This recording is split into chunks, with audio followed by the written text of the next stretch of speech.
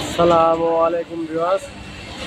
আমি আপনাদেরকে একটি প্রোগ্রাম দেখিয়ে দেব, যা এই মোটরটার এই কন্ট্রোল বক্সের রোটেশন চেঞ্জ এবং স্পিড, এই দুইটি প্রোগ্রাম একসাথে দেখিয়ে দেব। আমি আপনাদেরকে এটি এখন দেখানোর জন্য প্রথমে আপনাদেরকে যাইতে হবে এই বাটন চাপ দিয়ে বড় ইউ প্রোগ্রামে এখানে আছে স্পিড, এখানে আছে থ্রি, এই থ্রিতে আছে 3000।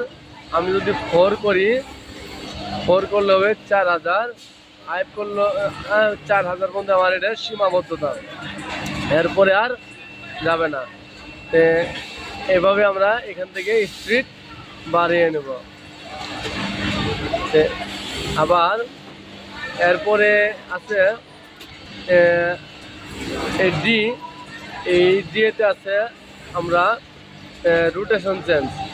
এখানে ডিএতে এই বাটনে ক্লিক করার পরে এখানে জিরোতে এই মেশিন ভাও দিকে চলবে, মানে সঠিক দিকে চলবে।